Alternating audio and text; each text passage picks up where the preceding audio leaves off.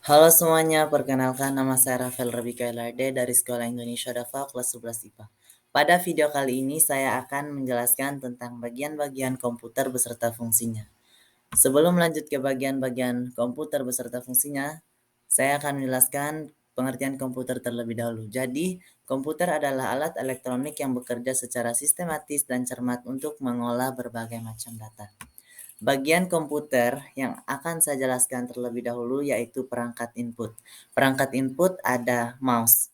Mouse ini berfungsi untuk memberi masukan berupa perintah pada program komputer. Kemudian ada keyboard.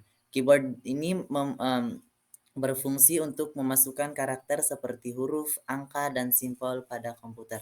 Kemudian ada scanner. Scanner juga berfungsi untuk memindai atau menyaring dokumen tercetak seperti gambar, foto, atau tulisan menjadi data digital yang dapat diproses oleh komputer.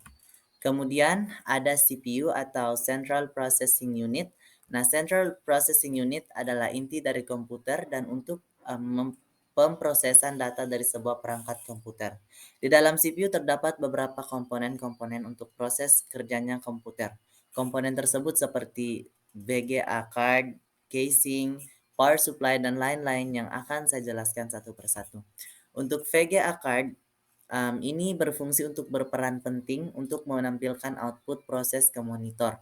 Kemudian casing. Casing ini sebagai tempat kita meletakkan atau menempelkan motherboard, power supply, optical disk drive, hard disk, dan lain sebagainya. Selain itu, casing juga melindungi berbagai komponen di dalamnya dari debu, panas, air, atau kotoran lainnya.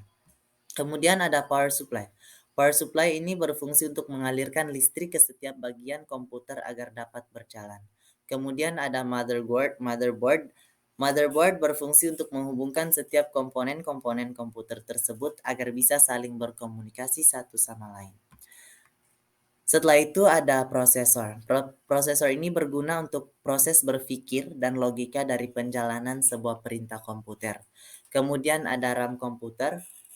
Ini sebagai pendukung dan pelayan bagi prosesor dalam melakukan proses computing. Dan yang terakhir ada hard disk sebagai ruang simpan utama dalam sebuah komputer. Kemudian kita masuk ke perangkat output atau alat output. Alat output adalah perangkat komputer yang digunakan untuk menampilkan atau menyampaikan informasi kepada penggunanya. Ada dalam perangkat output ada monitor. Monitor ini merupakan alat keluaran atau alat output yang memberikan tampilan visual kepada pengguna komputer. Kemudian ada printer. Printer ini berfungsi untuk menghasilkan cetakan komputer pada data atau hasil kerja. Data tersebut nanti akan menjadi tercetak pada kertas. Dan yang terakhir ada speaker. Speaker ini